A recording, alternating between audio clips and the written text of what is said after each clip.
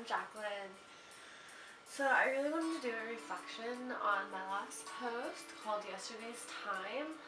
I actually had to do it for a class project, but it was something that I really already kind of wanted to do. And so whenever we were choosing our topics, everybody else had like, I don't know, at least 5 topics that they were thinking about doing. And one, that was the only one I wanted to do the entire time.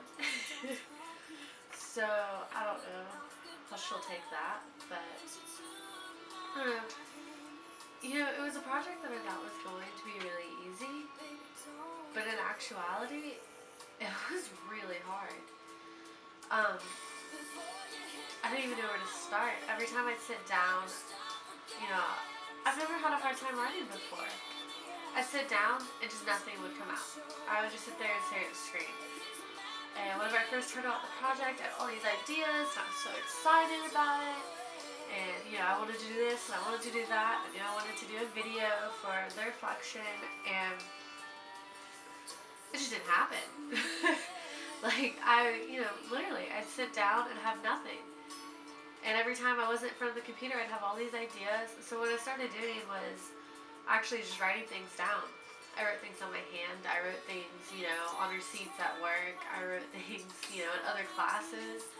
Just a phrase that might pop into my head, or an idea, or, I was having trouble with dialogue. I had the hardest time with dialogue, actually. So, I'd think of something that she said that, oh, hey, I missed this. I forgot about this, and I'd write that down. And, dialogue is something I've never really written before. I mean, I've taken interviews, I was in yearbooks in high school as an editor for both years, but it was always me writing it down, taking notes. I never had to pull dialogue from memory before, and especially if someone that, I don't have the privilege of talking to anymore. And so I was constantly worried, does this sound shallow? Does it sound like her? Am I doing her justice? The lady at the store, did I inflect her tone well enough without being too obvious and having to say it, I'm not used to writing narratively. It's not something I do very often, and I had a little bit of a difficult time with that. And I think that's part of why I chose the medium that I did by posting this on a blog. I wanted, more freedom in my form. I didn't want to have to follow MLA or APA or any other style. And also, I wanted to post this on a blog because I've had this blog for a while. I don't keep up with it very well. It's something, after doing this project, I'd really like to change because I've had a really good time with it. But,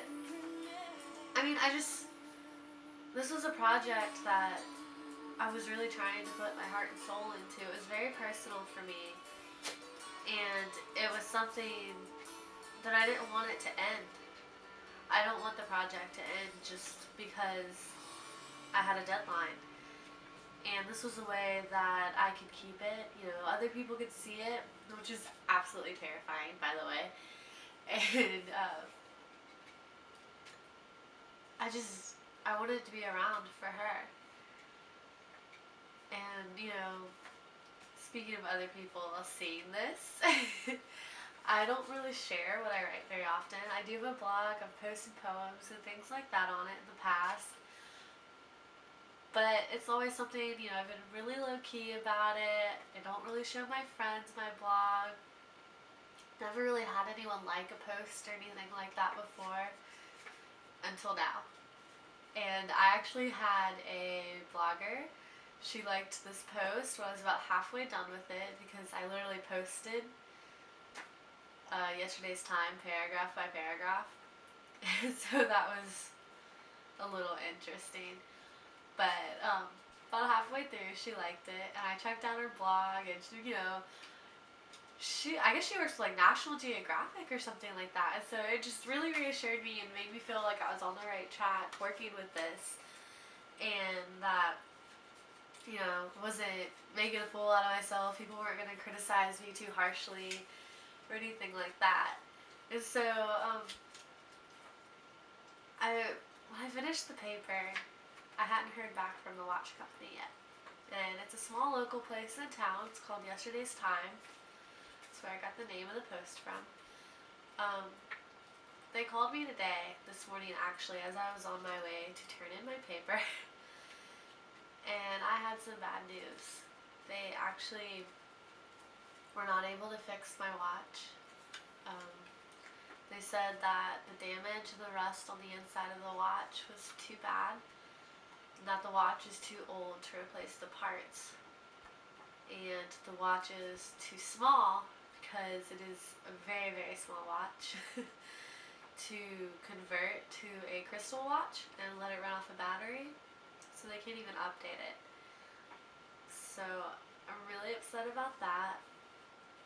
But if I learned something from my own post, it's that the story never really ends. And I went to a local place because I wanted to support business in town.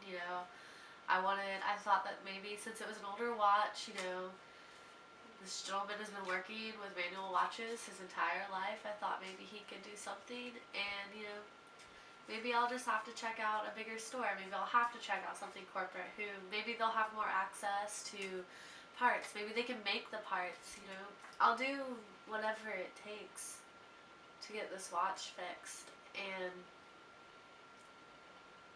I mean, the journey's never over, right? So I guess that's really all I have for my reflection.